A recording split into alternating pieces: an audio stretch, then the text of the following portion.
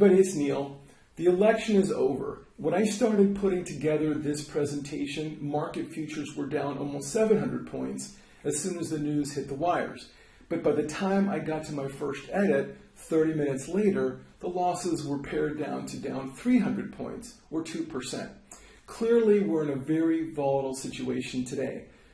Chances are good that you're either elated or depressed by the results of this election. Emotions are running high right now, as they have been for the entire election cycle. As your financial advisor, I'm neither happy or sad by Donald Trump being elected as president.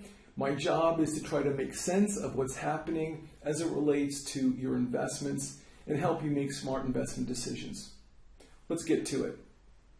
If the futures are any indicator of what's in store for us today, we can expect red ink by the end of trading. That's a fair expectation.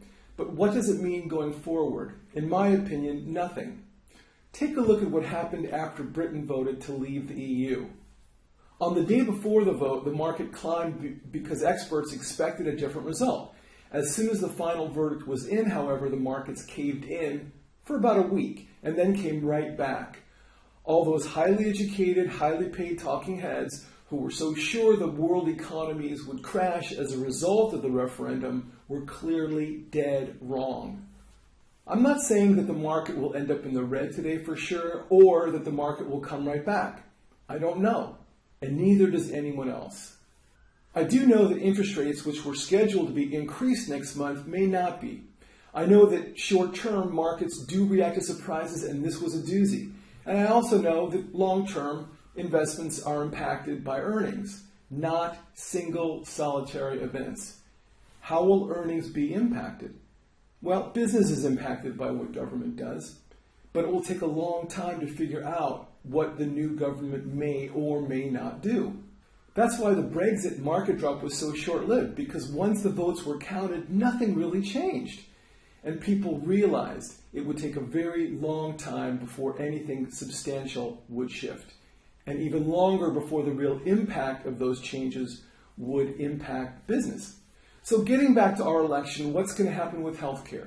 What about taxes? How about trade agreements?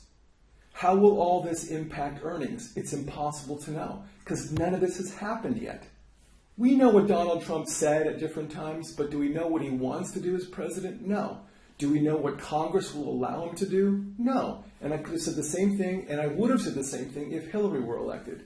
Regardless of how you voted or how you feel about the result, I'm suggesting we put aside our feelings and see what the market tells us about what's yet to come.